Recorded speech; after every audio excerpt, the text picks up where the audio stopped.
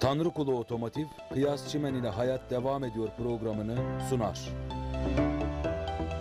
Merhabalar Ekin Türk TV izleyicilerimiz. Ana sponsorumuz Tanrıkulu Otomotiv'in katkılarıyla her cuma saatler 18'i gösterdiğinde sizler ekran başına, sizler de stüdyomuza hoş geldiniz, şerefler verdiniz. Her hafta farklı konuklarla, iş insanlarıyla, bölge yöre insanlarıyla, tabii ki siyasetçilerimiz de olacak bizim programımızda. Tabii ki 2024 yerel seçimlerde tabii adaylarımızı tanıtacağız. Ve bu süreç içerisinde bölge yöre insanları ve tabii bölgeye yöre hitaben tüm biz konuklarımızı buraya Ekin Türk TV'ye davet ediyoruz. Tabii bugün bizim için çok önemli.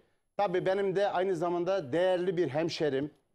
AK Parti Küçükçekmece Belediye Başkan adayı Doktor Perihan Abay bugün bizim onur konuğumuz olacak. Ben tabii ki onur konuğumuzu size tanıtmadan önce ücretsiz olarak WhatsApp'tan 0541 483 60 60'tan duygu, düşünce, görüş ve önerilerinizi bana yazarsanız da ben de burada itinayla okumaya çalışacağım.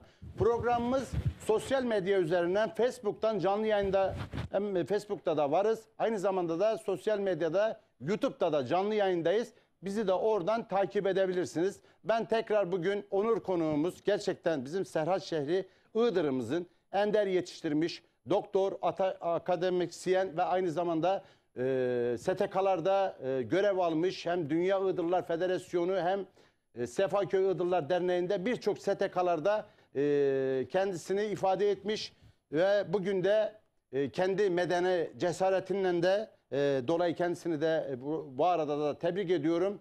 AK Parti Küçükçekmece Belediye Başkan adayı Sayın Doktor Perihan Abay. Perihan Hanım, hoş geldiniz.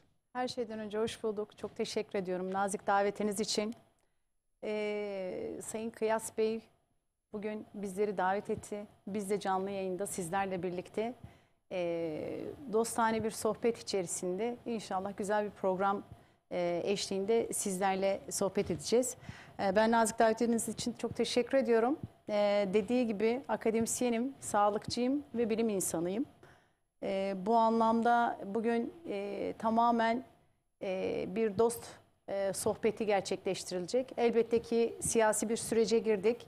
Küçükçekmece'den belediye başkan adayı olduk. Bir kadın, cesur yürek kadın olarak sahaya döküldük ve çıktık. Ve AK Parti'mizin gülen yüzünü vatandaşımıza göstermek adına sahaya çıktık. İnşallah bu süreci de hep beraber tamamlayacağız ve AK Parti'mizi, Küçükçekmece'mizi tekrar ilçemize yeniden kazandıracağız Allah'ın izniyle. Şimdi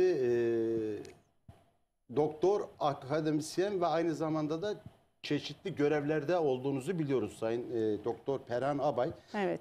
Tabii bizim Serhat şehri Iğdır'ımızda dünyaya gelmiş ve İstanbul gibi metropol bir şehirde çeşitli devlet hastanelerinde çalışmışsınız ve bu süreç içerisinde de birçok STK derneklerinde de görev almışsınız ve bunun yanı sırada da AK Parti'den Küçükçekmece Belediye Başkan adayı olarak tek bir bayan olarak şu an sizsiniz. Başarılar diliyoruz. Yolun açık olsun. Her zaman da desteğimiz de tamdır. Yanındayız. Bizim de üstümüzden ne düşüyorsa başımız gözümüz üstte. Ekin Türk izleyicilerimiz tabii ki Doktor Perihan Abay'ı kısaca kendisinden dinleyelim. Doktor Perihan Abay kaç yıldır İstanbul'da, kaç yaşında, hangi hastanelerde görev yaptı, akademisyenliği var. Bunun yanı sıra çok kitap yazarlığı var, farklı yani anlatılmakla bitmez. Biz kendisinden Perihan Abay'ı dinleyelim bakalım. Perihan Abay kimdir? Şöyle söyleyeyim, Perihan Abay kimdir? Perihan Abay 1975 yılında 1975 hani bir tabir var bizim Güneydoğu'da ve Doğu Anadolu'da. Bütün Kürtlerin doğum günü kutlu olsun, bütün Kürtler kardeştir diye. Ben Iğdır'ın bağrından çıkmış, Iğdır merkez doğumlu, Tecirli merkez doğumlu bir genç bayan olarak dünyaya geldiğimde babamın polis olması sebebiyle 6 yaş civarında Antalya'ya taşınmamız sebebiyle Iğdır'dan ayrıldım. Ama Iğdır'dan gönlüm hiçbir zaman için ayrılmadı. Yaklaşık 8 yıl babamın görev yapması sürecinde Antalya'da sürecini tamamladıktan sonra Hakkari Şark Hizmet görevi ve sonrasında da İstanbul. Ben de dolayısıyla 13-14 yaşında İstanbul'a geldim ve yaklaşık 35-36 yıldır Küçükçekmece'de ikametgahımızı sürdürüyoruz.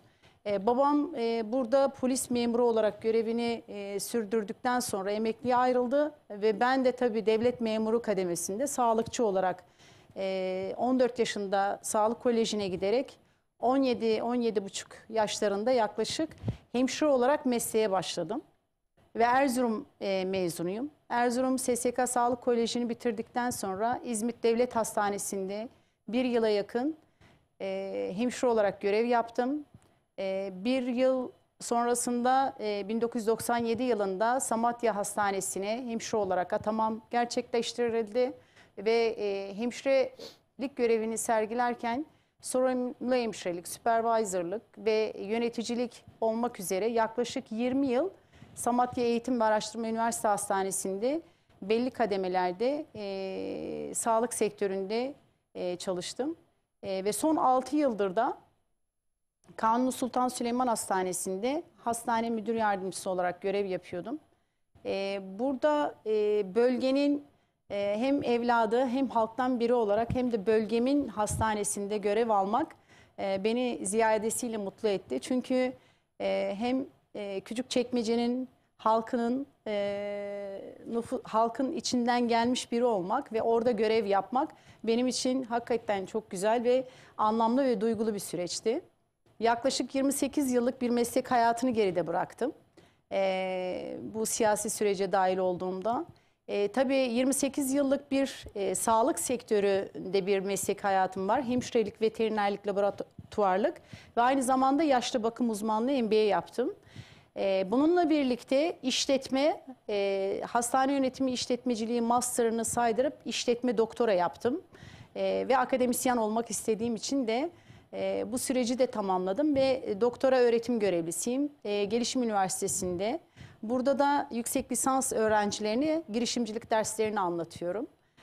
Son 6 yıldır hocalık yapıyorum. Bu da çok güzel, çok elzem ve bulunmaz, kıymetli ve Türkiye'nin bana göre içinde bulunduğu eğitim sürecinde benim için inanılmaz icra etmiş olduğum bir meslek. Hem sağlıkçı olup ve sağlık sektöründeki tecrübelerimi üniversitede girişimcilik ruhu ile ve aynı zamanda sağlık sektöründe sağlıkla ilgili branşlarda okuyan öğrencilere eğitim vermek benim için inanılmaz keyifli ve huzur verici bir süreç.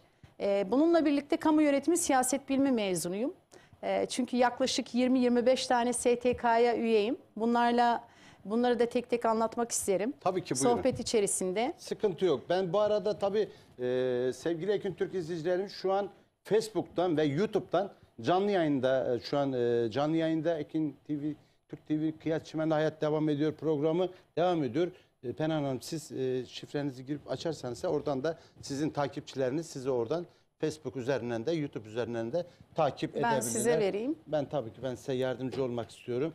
Siz devam edebilirsiniz bu arada Penan Hanım. Evet, dediğim gibi yaklaşık 20-25 tane STK yöneticiliği sürecinde öncelikle hemşerilerimin olduğu bir Iğdırlı olarak Iğdır Derneği'ni kurduk. Sefaköy'de, Halkalı'da merkezi bulunmakta. Ve bununla birlikte akabiyetinde Iğdır Federasyonu, Dünya Iğdır Federasyonu'nu kurduk. Ve yönetiminde çok değerli arkadaşlarım, yönetici arkadaşlarım, bayan arkadaşlarım var, abilerim var. Ve her biriyle çok kıymetli, dostane, artık aile konumuna gelmiş durumdayız. Bununla birlikte Mardin Dernek Başkan Yardımcısıyım. Bunun sebebine gelince Mardinliler tarafından sevilen, sayılan ailelerin beni burada görmek istemesi ve benim de onlarla ikili diyaloglarımın ve ilişkilerimin iyi olması sebebiyle ben de gönlümün bir tarafı Mardin olduğu için ve Mardin'i çok sevdiğim için Mardin derneklerinin yönetimlerindeyim. Ve bunun dışında Güneydoğu derneklerimiz var. 81 ili kapsayan 23 ilden oluşan Güneydoğu Federasyon ve Platform dernekleri. Yine aynı şekilde kendi başkanımla birlikte, doktora ekibiyle birlikte kurmuş olduğumuz Kamu Personel Derneğimiz var.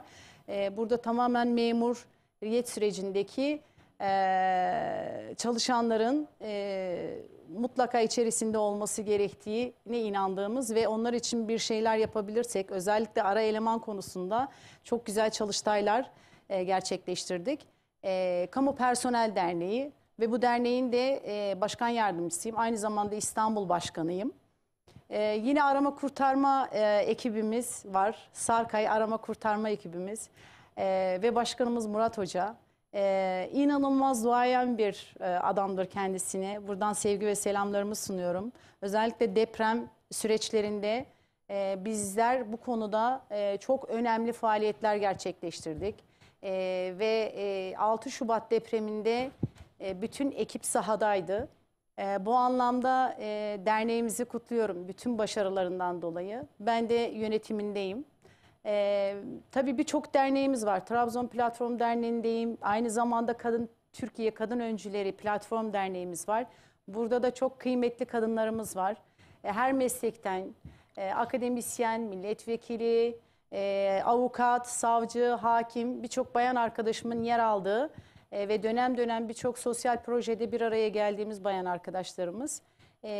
Çünkü Türkiye'nin hakikaten bayan yüzü çok kıymetli. Çünkü bir dünyayı yeniden keşfedebiliriz, bir dünyayı yeniden yıkabiliriz. Bu nedenle kadınlar önemli diyorum. Ve kadının gücüne inanmak lazım diyorum. Evet. Bunun dışında bir İz Derneği özellikle akademisyenlerden oluşan yine benim çok kıymetli 7 tane arkadaşımla birlikte kurmuş olduğumuz bir dernek. Bu derneğimizin de sosyal projeleri var ve onları tek tek ortaya koyabilmek için büyük bir çaba gösteriyoruz. Ve başkanımız da Yasemin Korkut Hanım. Ona da buradan sevgi ve saygılarımı sunuyorum. Yine bizim şu an aklıma gelmeyen o kadar çok platform var ki. Mardin platformu var. Yine Doğu ve Güneydoğu platformları var. Bunların hepsinde bir kadın olarak, öncü kadın olarak mutlaka yer almaya çalışıyorum. Evet. Eğer insanların hayatına dokunabilecek bir noktada varız diyebiliyorsak, bir iz bırakabiliyorsak bu anlamda iz bırakmak için yola çıkıyorum açıkçası. Evet. Çünkü sosyal projelerin çoğunda yer aldık. Ben devlet memuru olmam sebebiyle bunları çok ortaya koyamadık. Çünkü sosyal medyada da bunları yansıtamadık ama Doğu'da ve Güneydoğu'da birçok okulun yani hayatına dokunduk. Artık hani okullardan bize gelen talepler üzerinde yeri geldi kütüphane bile açtık. Ve okullarımıza faydalı olabilecek her türlü noktada yer aldık. Sadece Güneydoğu değil tabii ki. Yine benim derneklerde bulunduğum faaliyet süreçleri içerisinde yeri geldi Konya'da, yeri geldi İç Anadolu'nun başka bir Eskişehir'de bir ilkokulumuza mutlaka hayat dokunabilecek noktada sosyal projelerde yer aldık. Evet. Çünkü toplumun ruhuna dokunabileceğimiz yaklaşık 100'e yakın yayın, ulusal ve uluslararası panel, kongre, seminer, eğitim hepsinde makalelerim var. Evet. Ben bu anlamda hakikaten toplumun içinden gelmiş biriyim. Çünkü halkın içinden gelmiş biriyim. Halen Küçükçekmece'de bir mahallede, bir caddede ve bir sokakta yaşıyorum. Evet. Çünkü halkın içinde yaşıyorum ve halkın nabzını çok iyi bilen birisiyim. Dediğim gibi 36-37 yıldır Çekmeceliyim. Evet. Sabah 7'de kalkıp işime giden birisiyim. Akşamda 6, 7, 8 artık kaçta hastaneden evet. çıkabiliyorsam evime dönen birisiyim ve gündüz hastanede hastalarımı dinleyen, halkı dinleyen birisiyim. İletişimsel olarak onlarla her türlü süreçleri gözlemleyebiliyorum. Çünkü öncelikli olarak ne kadar hastalıktan bahsetse de bazen bunu unutmamak lazım. Halktan birinin gelip derdini açtığı tek kapıyız aslında böyle bazen. Evet. Gelip ya kuaförde ya taksicide ya da sağlıkçıda derdini anlatır. Biz de halkın derdini hastane kapısında iyi dinlemiş birisiyim bu anlamda. O yüzden iletişim gücümüz halkla iyi ve tabii ki hastalarımla da iyi. Ben bu anlamda çok memnunum, çok mutluyum. Böyle bir sürece de dahil olduk. İnşallah bundan sonraki süreçte de hayat devam ediyor dediğimiz gibi Küçükçekmece'de de hayat devam edecek. Evet. Biz de elimizin taşın altına koyacağız ve Hayırlı olsun. bu süreci inşallah Yolunuz tamamlayacağız. bahtınız açık olsun. Ben rejiden Tuğçe Hanım'dan rica ediyorum. Bizi ekrana alıp eğer tanıtımımızı gösterirse sağ çalışmalarımızı Küçükçekmece AK Parti Belediye Başkan adayı bizim de bölgemizin yöremizin gururu Doktor Perihan Abay bizim için çok önemli. Bizde de yeri ayrı. Biz her zaman desteğimizi ve ona bütün kalbi duygularımızdan inanıyoruz. İnşallah adaylık süreci açıklanırsa, aday gösterilirse tabii yanında olacağız. Serhat şehri Iğdır'ımız, bu bölgeler Kars, Ardahan işte sınır bölgeleri, Güneydoğu, Doğu Anadolu bölgelerinde desteklerini biz bu arada bekliyoruz. Tuğçe Hanım'dan rica edersek siz kendinizi ifade ederken sizin tanıtımınızı ekranda bizi göstermeden verirse daha iyi olur diye düşünüyorum. Buyurun. Evet, Eren Hanım. biz öncelikle bu süreci Küçükçekmece İlçe Başkanımızdan izin alarak ve inisiyatifleri doğrultusunda ile gittik. İlde başvurumuzu yaptık. Başvurumuzu gerçekleştirdikten sonra da hızlı bir şekilde ilçemizi ziyaret ettik. İlçemizin ziyareti sonrasında yaklaşık 3-4 gün sonra başvurumuzdan sonra hazırız ve kararlıyız dedik. Tahammül yoklamasında da Küçükçekmece'de ismimiz geçti. Bu anlamda Küçükçekmece'de güzeliz ve iz bırakacağız dedik. Evet. Dediğimiz gibi yine kadın eli ve hanım eli kokmalı Küçükçekmece deyip tahammül yoklaması sonrasında da derneklerimizle yine Zeynebiye'de ilk görüşmemizi gerçekleştirdik. Ve bununla birlikte kendi bağlı bulunduğum Iğdır Derneği ve federasyondaki yönetimdeki arkadaşlarımla birlikte başkanlık sürecini değerlendirdik ve onlarla bunları masaya oturttuk. Tabii bununla birlikte hızlı bir şekilde çok kısa bir süreçti bizim dahil olma sürecimiz. Hastane ziyaretleri gerçekleştirdik. Doktor olmanız tabii dezavantaj. Şöyle dezavantaj değil aslında, avantaj kısmını ele alalım. Şöyle ki ben tıp doktoru değilim, yaşlı bakım uzmanıyım. Doktorluğum benim akademisyenlikten, hani böyle bir açıklama yapmak isterim. Tabii ki. Genelde DR deyince, doktor deyince tıp doktoru olarak algılanıyor ama ben bunu nacizane anlatmak istedim. Slaytlarda da gördüğünüz gibi hayat devam ediyorum. İçindeki Perihan Abay çok kısa bir süre içerisinde halkın içerisine dahil olup esnaf ziyaretleri yaptı. Esnaf ziyaretlerimizle birlikte etkinlik alanlarımızda işte Diyarbakır, Rize, Tokat etkinlik günlerine dahil olmaya çalıştık. İmza günlerimiz oldu. Mümkün olan en kısa süreçte imza günlerine, açılışlara ve dernek yönetimindeki birçok arkadaşımızla iletişimsel olarak hızlı bir şekilde görüşmeler sağlandı.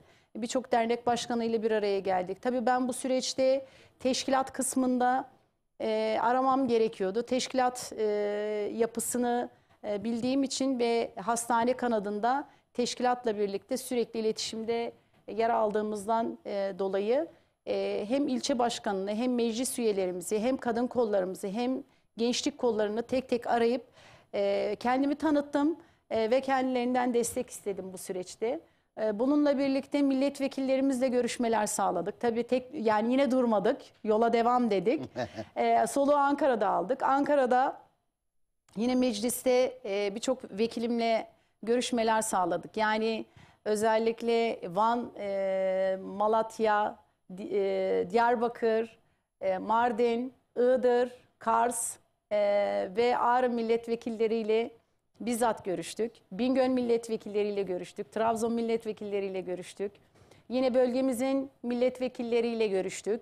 Bizim için çok kıymetlidir biliyorsunuz Şamil Ayırım. Evet. Bizim babamızdır yani abimizdir her şeyden önce. Bu bölgemizin her şeyden önce büyüğü. Kendisinden de izin istedik ve destek istedik. El öptük. Yine bölgemizin vekillerinden Cüneyt Yüksel Bey ile zaten destek istedik. Yine bölgemizin birçok bayan milletvekili Ceyda Düvenci ile Tülay Kaynarca'dan destek istedik. Yine bölgemizin vekillerinden birçok meclis üyesi, MHK üyesi, yine ilçe başkanı arkadaşlarımızdan destek istedik. Ve hemşerilerimizden destek istedik. İş insanlarından destek istedik. Destek istedik de istedik. Yani bunun sonu yok. Yani Bir sonuçta bayan aday. olarak Evet. bir adayım. Medeni neticede. cesaretinizden dolayı sizi ben Tabii. takdir etmek istiyorum. Sizi yakinen tanıyorum. Evet. Geçmiş dönemlerde de tabii ben sizi bir komşu kanalda da programa onur konu olarak davet etmiştim. Bizim hemşerilerimiz bizim her zaman değerimizdir. Bir yola çıkmışsa biz de medyacı olarak, gazeteci olarak, televizyoncu olarak onların yanında durup onlara da desteğimizi manevi olarak, maddi olarak fark etmez. Artık nasıl düşünürseniz de düşünün. Ben de tabii ki bir TV programcısı olarak, bir Iğdırlı olarak bir hemşehrimizin bir yola çıkması beni gururlandırdı. Ben kendisini aradım. Zaten görüşüyoruz. Dedim ki Sayın Doktor Perihan Abay, Eküntürk TV'de Kıyas Çimen'le Hayat Devam Ediyor programına onur konu olarak size davet etmek istiyorum. Ben tabii ki bu nazik davetimi kendisine ilettim. O da beni kırmayaraktan tabii ki neden olmasın dedi. Ve bugün bizim onur konuğumuz oldu. Ekran başında bizi seyreden Eküntürk izleyicilerimiz Avrupa'dan olsun, yurt içi yurt dışından olsun ve bölge yöre insanları, kalaat önderleri, STK dernek başkanları, iş insanlarına ben bir çağrıda bulunmak istiyorum. Perihan Abay bizim bölgemizin, yöremizin gerçekten ender yetiştirmiş bir gururudur. Bir yola çıkmış. Tabii bu yol şefkat yol, zor yol. Bu yolda da destek lazım. Onun yanında durmak lazım. Ben de sizden nezaketen bir programcı olarak, bir medyacı olarak desteklerimizi hemşerimizden yana kullanalım. İnşallah Küçükçekmece'de bir bayan adayı görmek istiyoruz. Daha doğrusu bir bayan belediye başkanı görmek istiyoruz. Tabii benim kalbimden geçen duygular, bunları artık siz nasıl değerlendirirsiniz? O sizin kendi şahsi fikriniz. Ben tekrar 0541 483 60 60'tan duygu, düşünce, görüş ve önerilerinizi yazıp gönderirseniz de ben itinayla okuyacağım. Yalnız isim soyisim yazarsanız da kimin mesaj gönderdiğini hem isminizle zikretmek istiyorum. Bu arada da sosyal medyadan, Facebook'tan, YouTube'dan da canlı verilmekte. Oradan da bizi takip edip mesaj, duygu, düşüncelerini bize yazarsanız da ben oradan da mesajların hepsini okumaya çalışacağım. Şimdi Perihan Abay tabii ki biraz da hemşericilik Evet. duygularımız kabardı. Evet. Şöyle kabardı. Az önce İstanbul Milletvekili AK Parti Şamil Ayrım'dan bahsettiniz. Tabii Evet. Şamil Ayrım da bizim bölgemizin, yöremizin bürokratı. Allah Evet. kendisini var etsin. Amin. Tabii meclise gittiğimiz zaman bir kapısını çalacak bir hemşehrimiz var. Evet. Tabii ben ona Şamil Baba diyorum. Evet. Bazen amca diyoruz, bazen baba diyoruz. Serhat şehri, Iğdır'ımız, Kars'ımız, Ardahan'ımızı ve diğer o sınır bölgelerimizin meclisteki bir değeridir, bir büyüğüdür. Siz ona aday adaylığınızı açıkladığınızda veya ona işte desteklerinizi bekliyorum dediğinizde Şamil abi sizi nasıl karşıladı? Bir bayan olarak, bir doktor olarak, bir hemşehri olarak merak ediyoruz yani. Açıkçası şöyle söyleyeyim. Şamil Bey hastaneye ziyarete gelmişti. Evet. Bizleri de ziyaret ettiğinde ben kendisine böyle bir süreç için yola çıkmaya karar verdiğimi, bununla ilgili fikrini danışmak istediğimi dile getirdiğimde çok olumlu karşıladı ve çok gurur duyduğunu dile getirdi. Cevvalsin dedi. Evet, bana o kelimeyi kullanır genelde. Görüyorsunuz değil mi nasıl cevval der böyle. Hatta bu böyle el işareti yaparak. Sağ olsun ben desteğini gördüm.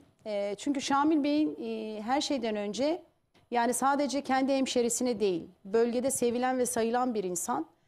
Yani ne Kürdü, ne Çerkezi, ne Alevisi, ne de Lazı. Hani hiç kimse ayırt etmeden 3. bölge Şamil Bey'e oy vermiş bir kesim o bölge. Yılların bürokratı. Tabii yılların bürokratı olmasının dışında halkla inanılmaz güzel iletişim kuran bir insan. O nedenle de kendisi bana verdiği desteği muhakkak sadece bana değil bu yola ve AK Parti'mize gönül vermiş herhangi bey ya da bayan kim olursa mutlaka o desteği verecektir. Ama tabii ki ben ayrıcalıklı bir destek istedim mi? İstedim yani. O da bu anlamda hakikaten bir baba gibi bir babanın evladına sahip çıkma noktasında sağ olsun destek çıktı.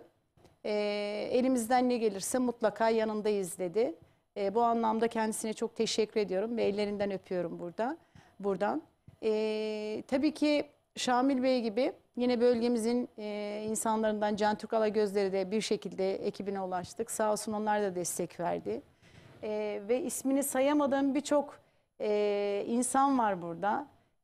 Aklıma gelmiyor açıkçası. Birçok vekilim var. Vekilim dışında bakanlarımız var. İşte Cumhurbaşkanımızın ekibinden arkadaşlarımız var. Hepsine çok saygı ve sevgilerimi, hürmetlerimi sunuyorum. Bizi olumlu karşıladılar. Her şeyden önce olumlu karşılamalarının yanında AK Parti'mize bir bayan vizyon yüzünün gelmesini çok takdirle karşıladılar. Çünkü AK Parti'ye gönül vermiş ve bu anlamda karşılık beklemeden hizmete ve yola çıkmaya karar veren şahsiyet anlamında bize çok kıymet verdiklerini dile getirdiler. Ben de yaklaşık işte 28 yıldır sağlık sektöründeydim. Hizmet sektörü, biliyorsunuz sağlık sektörü. Belediyecilik de bir hizmet sektörü. Bu nedenle zaten yola çıkmaya karar verdik. Ve belediyede de bir bayan yüzünü görmek istediklerini dile getirdiler. Ve ben konuşmalarımın hepsinde bana şu soru yöneltildi. Neden belediye başkanı olmak istiyorsunuz? Neden milletvekili olmak istemediniz? Ben şunu hep söyledim. Ben halktan gelmiş birisiyim. Halkın içinde doğmuş, büyümüş birisiyim. Sağlık sektöründe de halkla iç içeydim. Belediyecilik hizmetinde de halkla iç içe olmak istiyorum. Kapı kapı gezmek istiyorum. Ev ev dolaşmak istiyorum. Evlerine misafir olmak istiyorum. Sofralarından bir parça ekmek de olsa yemek istiyorum. Çünkü aile bağlarının çok güçlü olması gerektiğine inanan birisiyim. Halktan kopuk olmamak lazım diye düşünüyorum. Meclisimizin muhakkak seçilmiş vekilleri var. Ben halkın içerisinde bir bayan başkan olmak istedim. Ve bu göreve de talip oldum. Ve bu görevi de layıkıyla yerine getirebileceğimi, manevi ve maddi olarak hazır olduğumu dile getirdim.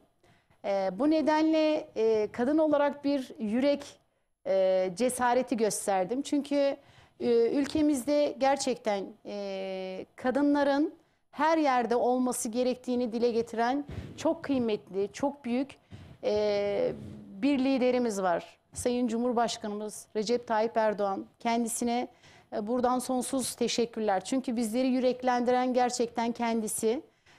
Ben de birçok defa her seferinde, her konuşmasını dinlerken kadınlarımıza vermiş olduğu önemi dile getirdiğinde bir süre sonra karar verme aşamasına gelme noktasında da benim de bu süreçte olmam gerekiyor ve partime hizmet etmem gerekiyor diye yola çıktım. Ve devlet memurluğunu bırakarak, şifayen istifa ederek bu sürece dahil oldum. Bize de layık görülür ve belediyecilik hizmetini sunmak üzere bize bu görev verilirse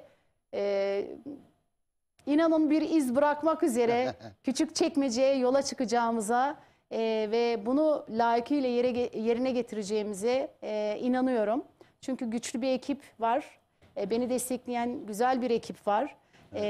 Tabii tek başınıza yol yürüyemiyorsunuz. Benim mesleki, akademik uzmanlığım yönetim ve strateji. Ben burada size yönetimi anlatırım, stratejiyi anlatırım, liderliği anlatırım. Nasıl yapının örgütlenmesi gerektiğini, ekibi anlatırım, iş bölümünü anlatırım, iş modelini anlatırım, iş metotlarını anlatırım, iş planını anlatırım. Bu süreçleri iyi yönettik, iyi yaptık. Çünkü benim bulunduğum hastane de 3000'e yakın personelin çalışmış olduğu bir hastaneydi. Ve insan kaynakları yönetimini, eğitimlerini almış ve bunları yönetmiş, kalite destek müdürlüğü yapmış birisiyim. Bu anlamda mesleki tecrübelerimizi de konuşturarak, tabii ki ve tecrübelerin her bir noktasını nüfuz ederek bu hizmete bu hizmet için yola çıktık. İnanın çok fazlasıyla ve bundan hani kimsenin şüphesi kalmasın. Bir bayanın olması gereken yer aslında belediyecilik. Çünkü eğer belediye hizmetlerinde biz kadın adaylar da varlığımızı ortaya koyup belediye başkanı olarak sahaya dökülürsek ve çıkarsak ki ben de buna örnek bir kadınım. Bunu layıkıyla yapabileceğimize inanıyorum. Çünkü Ben bu anlamda yapabilme noktasında mesleki tecrübe, hizmet sektöründen gelmemiz, aynı zamanda eğitim süreçlerinde almış olduğumuz eğitimleri sahaya dökeceğiz ve sahada bunu konuşturacağız ve sahada bunu söz sahibi olmak noktasında elimizden geldiğinin fazlasını vereceğiz. Yani gece yatmayacağız, gündüz yatmayacağız. Evet. Az bir uykuyla zaman vakit geçirerek inşallah Küçükçekmece'mizi yeniden AK Parti'mize kazandıracağız diye yola çıktık. Önemli olan zaten bu. Evet, inşallah başarılar diliyoruz. Çok Yolun teşekkür bahtın ederim. açık olsun. Her daim bir hemşerin olarak tabii Küçükçekmece bölgesinde Kars, Ardahan, Iğdır seçmenini de göz önüne alırsak Evet. sizin daha da bir adım önde olduğunuzu ifade etmek istiyorum. Şöyle evet, genelde şöyle düşünülüyor. Hani Küçükçekmece göçmen bölgesi ama aslında demografik yapı çok değişti. Coğrafi koşullar evet zamanında bunu gerekli kılıyordu. İşte fakat şu an işte biliyorsunuz kentleşmenin hızla büyüme sebepleriyle demografik yapı değişti. Orada daha çok doğulu olmaya başladı. Ve bu nedenle de Kars, Ardahan, Iğdır bir bütünlük olarak değerlendiriliyor ve birleştiği zaman da çok ciddi bir oy potansiyeline sahip. Çünkü o bölgede yaşayan bir Mardin etkeni var, bir Güneydoğu etkeni var, Kars, Ardahan, Iğdırlılar var.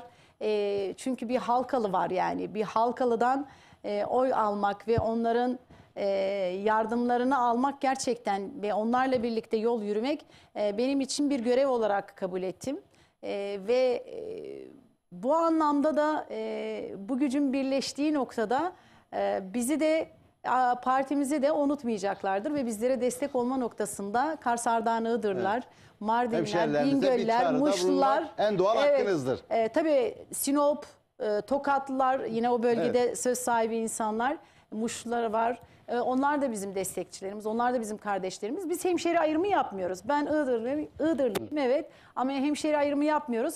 Biz bütünsel olarak bakıyoruz olaya ve bir kadın olarak ortaya çıktığımızda bir Karadenizli'den de bir Doğulu'dan da bir Batılı'dan da bir Akdenizli'den de bir Marmaralı'dan da biz oy alacağız diye yola çıktık ve alacağız Allah'ın izniyle diye yola çıktık. İnşallah. Şimdi Perihan Hanım mesajlar da yığıldı akın Evet. mesajlar geldi. Hem sosyal medyadan mesajlar geldi hem de normal 0541 483 60 60'tan duygu, düşünce, görüş ve önerilerinizi AK Parti Küçükçekmece Belediye Başkan adayı Doktor Perihan Abay'a desteklerinizi hem sosyal medyadan paylaşırsanız da programımızı hem de YouTube'dayız. Aynı zamanda da mesajlarınızı da bekliyoruz. Ben birkaç mesaj okuduktan Tabii. sonra Sayın Doktor Perihan Abay projelerinizi merak ediyoruz. Bir bayan belediye başkan adayının projelerini sıralarsanız da hem ekran başında sizi izleyen seçmenler de şu an adaysınız ama sizin tabii ki CV'niz, vizyonunuz, diksiyonunuz inşallah sizi aday yapacak diye düşünüyoruz. Kalbimizde, gönlümüzde senden yana başarılar diliyoruz. Yolun bahtın açık olsun. AK Parti Avcılar tabii ki hem meclis üyesi ve aynı zamanda da şu an Avcılar meclis üyesi adayı iş insanı Erol Aydeniz. Evet. Mesaj göndermiş. Selamünaleyküm, hayırlı akşamlar, iyi yayınlar. Allah başarı versin. Yolunu açık Allah yolunu açık etsin demiş inşallah. Manisa Turgutlu'dan İlhan Tanrıkulu selamlar göndermiş. O da bizim değerli bir hemşerimizdir. Aynı zamanda Bahadır Sevilmiş Tuzluca'mızda gerçekten değerli simalardan iyi yayınlar demiş. Teşekkür ediyoruz. Ve yine aynı zaman İsa Kapkaç başarılar dilemiş. Bunlar bizim tabii ki hemşerilerimiz. Biz de onlara teşekkür ediyoruz. Yine İzzet Kaya merhaba, öncelikle iyi yayınlar Kıyas Çimen kıymetli hemşerimiz. İyi yayınlar dilerim Perihan Abay, kıymetli akrabama da başarılar diliyorum. Biz de yanındayız, selamlarımla sevgilerimle demiş. Yine aynı zamanda Şükrü'de de hayırlı akşamlar, başarılar dilerim Kıyas Bey ve aynı zamanda Süleyman Demirel, Doktor Perihan Hanım'a başarılar diliyorum. Sizin akrabanız büyük ihtimalle Doktor Perihan Abay'a başarılar diliyorum. Süleyman Demirel herhalde büyük ihtimalle dayınız oluyor. Ve Dayı çocukları. Evet. Süleyman Demirel dayımın çocuğu. Teyzemin oğlu. Demireller evet çok geniş, Iğdır'da çok geniş ve büyük bir aile. Biz Buriki aşiretine bağlıyız. Evet. Ve çok ciddi ve büyük bir kitleyiz Iğdır'da. Ailem iyi bir aile. O nedenle onlarla gurur duyuyorum. Hepsi İstanbul'da iş insanı, tekstille uğraşıyorlar. Ailemin her bir ferdi çok kıymetli. Ailenin içinden çıkmış bir kız evladı, bir genç bayan ve bir anneyim. Şöyle ki benim ailemin şöyle bir yapısı vardı. Allah rahmet eylesin. Büyük bizim kanaat önderimiz İsmail Demirel. Allah rahmet eylesin. Dayım Allah rahmet eylesin. Teyzemin de eşi. Dayım dediğim şöyle babadan dayı çocuğu, anneden amca oğlu, böyle Her iki taraftan tabii akraba. her iki taraftan da akraba, çünkü bizde akrabalık ilişkileri çok kıymetli, çok önemli ve birleştirici ve bütünleştirici durumdayız. Hatta benim oğlum da böyle bir konudan bahsedince şöyle söyler. Benim oğlum babadan Rizeli, Rize doğumlu, 24 yaşında milli basketbolcu. Maşallah. Yurt dışında, Amerika'da. Amerika'daydı. Amerika'da okudu, geldi. Şu an Türkiye'de Orman Spor'da milli basketbolcu ve psikolog aynı zamanda. Kendisiyle gurur duyuyorum. Çok Maşallah. hayırlı bir evlat yetiştirdik. Maşallah. Babası ve ben de çok bizim için çok kıymetli evladımız. Tabii oğlumun bana söylemiş olduğu şey şuydu. Anne, hani siz aile olarak ne kadar birbirinizle bağlısınız? Hani düğünde, dernekte, ölümde yani hiç birbirinizden ayrılmıyorsunuz. Yani amcalarınız, dayılarınız, dayı çocuklarınız, teyze çocuklarınız ve bir bütünleştirici bir bütünlük içerisinde her yerde, her noktada bir ekip gibi sürekli bir arada olabiliyorsunuz. Yani bunun özel günler, bayramlar, birbirinizi unutmuyorsunuz, birbirinizi sürekli arıyorsunuz, hal hatır soruyorsunuz. Mutlaka böyle bir saygınız var, sevginiz var, bütünleştirici bir aile yapınız var diyordu bana oğlum. Ben de ona hep şunu söylerim. Evet, ben bu ailenin bir bütünün içerisinden geldim. Çünkü benim ailemin değerleri vardı, bütünlüğü vardı ve bu bütünün içerisinde benim babam çok kıymetlidir benim için. Benim her şeyim. Allah onu başımdan eksik etmesin. Amin, Annemi amin. başımdan Geçtiğimiz eksik etmesin. günlerde hastanede kendisiyle Evet. tanışma şerefi buldum. Evet. Sohbet etmede zamanı bulduk. Evet. Gerçekten bizim bölgemizde, yöremizde böyle Evet. kanaat önderleri olması bizi Evet. gururlandırdı. Benim babam- Sizin babanız olması da ayrı bir renk kattı. Benim babam da kanaat önderidir. Babam da bu devlete çok hizmet etmiş, Maşallah, kıymetli maşallah. bir adamdır. Beni 13-14 yaşından beri büyütmüş, bu vatana, bu millete vatan, bayrak ve millet sevgisini aşılamış bir adamdır. O yüzden onun ellerinden öpüyorum buradan. Ve benim hayatımdaki idolümdür, rolümdür. Her ne kadar haberi ve olmasa da buradan açıklıyorum. Benim babam benim hayatımdaki rolümdür. Yani hep böyle bir rol model seçer ya, kız çocuğu babasına aşıktır böyle. Ben de babama hep aşkla, sevgiyle bakan, çok bunu belli etmesem de bakan bir evladım. Ve ailem benim için çok kıymetli. Ailemle birlikte yaşıyorum. Anne, baba ve kardeş bütünlüğüne, aile bütünlüğüne, akraba bütünlüğüne çok kıymet veren ve bu değerlere inanılmaz gayret gösteren ve buna kıymet veren bir evladım. Ve ailem içinde Demireller ve abaylar olmak üzere onların içinden çıkmış, gelmiş ve onların adını her yerde zikreden, söyleyen, ifade eden ve onlar için elimden ne gelirse yapmaya hazır bir evladım. O nedenle hepsini çok sevgi ve saygıyla kucaklıyorum. Hepsinin, büyüklerimin ellerinden, küçüklerimin gözlerinden öpüyorum. Yine benim çok kıymetli dostlarım var. Sonradan hani bu Kars, Ardahan, Iğdırlı hemşerilerim olmanın dışında Türkiye'nin her yerinde hangi iline gidersem gideyim mutlaka benim 2-3 tane kapım var. Bu yönden çok şanslıyım. Hepsi benim ailem, hepsi benim kıymetlilerim. Ben çok güzel dostluklar ve ilişkiler kurdum. Ben onlara da buradan çok teşekkür ediyorum. Hepsine sevgi, saygı gönderiyorum.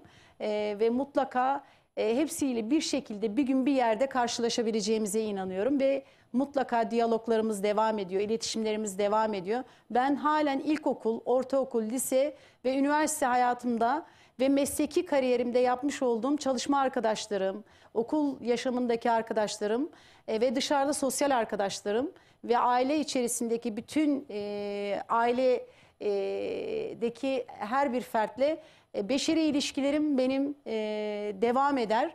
Bunları asla bozacak hiçbir davranışta ve duruşta da durmam. Mutlaka yapıcı ve onarıcı olabilecek her noktada yer almaya çalışırım. Keza sizinle de 15 yıldır tanışırız. Evet. Çok iyi bir dostane, eşinizle de çocuğunuzla da iyi bir aile olduğumuza inanıyorum. İnşallah Rabbim de bunu nasip eder. Biz İnşallah. bunu da belediyecilikte bir İnşallah. belediye başkanı olarak Türkiye'de ve Türkiye'de, İstanbul'da ve Küçükçekmece'de bir belediye başkanı olarak, bir kadın belediye başkanı olarak inşallah bunu devam ettiririz ve belediyemizde de bir aile, bir çalışma ortamı içerisinde sağlıklı, huzurlu bir çalışma ortamı yaratarak, bir ekip çalışma ruhu yaratarak ön ayak oluruz ve ses getiririz ve bir iz bırakırız diye yola çıktık. İnşallah. Rabbim de nasip etsin. Umarım bu da bize nasip olur. Ve sizin bugünkü Hakkınızda. davetinizle birlikte Her zaman. Kapımız inşallah açık, başımızın üstünde yeri var. Allah razı olsun her şeyden Desteğimiz önce. de tam. Bir oyumuz var, o da senindir. Allah razı olsun. Çok teşekkür ederim. Şimdi Perihan Hanım, tabii yavaş yavaş programımızın sonuna doğru geliyoruz. Birkaç mesaj gelmiş. Tabii. Ondan sonra da veda konuşmamızı yapacağız. Siz de veda konuşmanızı yaptıktan sonra programımızı tamamlayacağız. Öncelikle merhabalar, sizleri severek izliyorum. Dedemle beraber iyi programlar demiş. Sayın Kıyas Çimen, hemşerim, öncelikle hayırlı yayınlar dilerim. Kızım Doktor Perihan Abay'a gurur duyuyorum. Babası Mecit Abay, babanız mesaj göndermiş. Küçükçekmece ile alakalı mevcut yapısını değiştirebilecek, halkın can güvenliği, mal güvenliği, sosyal yaşamları için projen var mı? Lütfen sorar mısınız diye bir mesaj gelmiş. İsim yazmamışlar. Doktor Perihan Hanım'ın çıktığı bu yolda kesinlikle başarılar diliyorum. Azmi ve başarılarında sonsuz güveniyoruz demişler. Hayırlara vesile olsun ve aynı zamanda ben teyzesi olarak Perihan Abay'a tüm ve bu süreçte başarılar diliyoruz. Ona güveniyoruz, onunla gurur duyuyoruz. Ferzi Abidin Demirel demiş. Allah razı olsun. Evet, Çok bu teşekkür ederim. süre içerisinde bize mesaj gönderen ve sosyal medyadan bize mesaj gönderen, zaman ayıran tüm izleyicilerime canı gönülden teşekkür ediyorum. Her daim tabii bir hemşerimiz bir yola çıkmışsa biz de onun yanında olmalıyız ve ona destek vermeliyiz. Desteğimiz de tamdır diye bunu ifade etmek istiyorum. Tabii programımızın sonuna doğru geldik. Reji yanılmıyorsam son bitiriyor muyuz? Bitirmeden önce tabii ki Küçükçekmece AK Parti Belediye Başkan Adayı Doktor Perihan Abay. Bende de yeri ayrı. Yıllardır kadim dostum, hemşerim. Her zaman da başımın üstünde yeri var. Kanalımız sonuna kadar kapıları açık. Desteğimiz de sonuna kadardır. Ailem olsun, çocuklarım olsun, çevrem olsun. Bütün duygularımız, bütün isteğimiz Doktor Perihan Abay'ın AK Parti Küçükçekmece Belediye Başkan adaylığı değil de aday olarak görmek istiyoruz. İnşallah görürüz diye düşünüyorum. Son olarak duygu düşünceni alın. Ben de veda konuşmamı yaptıktan sonra programı noktalayacağım. Evet, bir soruyu kaçırmak istemem çünkü şöyle söyleyeyim. Projelerinden bahsetmiş, çok İsim hızlı bir şekilde yazmamışlar isim ama. yazmamışlar. 100'e yakın projemiz var. Bunların hepsini hayata geçireceğiz. Şimdi ben şöyle üstünden geçmek istiyorum sadece. Çocuklarımıza, kadınlarımıza ve tabii ki yaşlı hastalarımızı unutmadan mutlaka onlar için planladığımız projelerimiz var. Yine çevre projelerimiz var. Yine kıymetli Küçükçekmece'mizin bulunduğu göl çevresinin düzenleme projelerimiz var. Yine konuk evi projelerimiz var. Tekno festivalinde olan projelerimiz var. Gastronomi projelerimiz var. Yine aynı şekilde turizm bölgesi olabilecek, noktaya getirebilecek projelerimiz var. Yine eğitim anlamında projelerimiz var. Yine Wi-Fi projelerimiz var. İnovasyon projelerimiz var. Yani akla hayale gelemeyecek, bize bu hizmet süreci verilirse bir bilim insanı, bir akademisyen olarak biliyorsunuz ki bilim insanları ve akademisyenler meraklıdır. Proje üretmeye de, proje yazmaya da, projeyi ortaya koyup başarının tadını almaya da meraklıdır. Ben de böyle bir merakla ortaya çıkmış bir kadınım. Ve kadınlar bu anlamda da meraklıdır. Bir şeyleri yapıp, icra edip, ortaya koyup geri dönüşümde takdir görünmeyi çok sever. Çünkü bir kadının en fazla takdir görünme, omuzunu sıvazlarsınız, kafasını okşarsınız. Ve o zaten bütün mutluluğunu almış olur oradan. Ben de bu nedenle yola çıkmış birisiyim. Hızlı bir şekilde üstünden geçtim.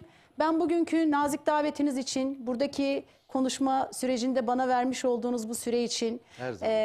ve Küçükçekmece'ye bir kadın başkan adayının olabilme sürecine dahil edilme noktasında el açıp dua eden herkese, ekranları başında bizlere dua eden herkese, beni izleyen bütün yakınlarıma, akrabalarıma ve az önce beni duygulandıran sevgili babama ve teyzelerime, dayılarıma, amcalarıma ve kıymetli dostlarıma ve sizlere çok teşekkür ediyorum.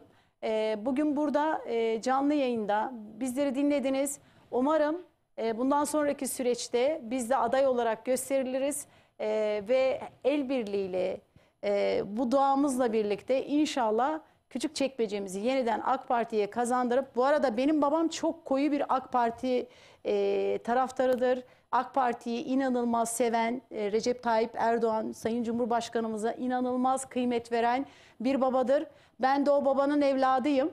O nedenle ben de bulunmuş olduğum ve içine dahil olmuş olduğum partimin gerekli kıldığı bütün yetkileri bana verilmesi dahilinde inşallah bu yolda bir iz bırakmak üzere yola çıkacağım. Her şeyden önce çok teşekkür ediyorum sizlere. Biz teşekkür ediyoruz. Sevgili Ekin Türk izleyicilerimiz, bugünkü program konuğumuz tabii ki AK Parti Küçükçekmece Belediye Başkan adayı Doktor Perihan Abay oldu. Benim de değerli bir hemşerimdir. Aynı zamanda iyi bir dostumdur. Kendisinden de gurur duyuyorum. Bir bayan olması, medeni cesareti beni de gururlandırdı. Yolun bahtın açık olsun. Her Çok daim teşekkür yanındayız. ederim. Desteğimiz de tamdır. Çok Bütün teşekkür hemşerilerimize de, bütün dostlara da, herkese de buradan belirtmek istiyorum. Tanrıkulu Otomotiv'in katkılarıyla Kıyas Çimen'le Hayat Devam Ediyor programının sonuna geldik. Haftaya farklı konu ve konuklarla görüşmek dileğiyle. Hoşça kalın, dostça kalın. Ekin Türk TV'den ayrılmayın. Sizleri sevgi, saygı ve en kalbi duygularımla selamlıyorum. Allah'a ısmarladık. Tanrıkulu Otomotiv, Kıyas Çimen ile Hayat Devam Ediyor programını sundu. Radyo için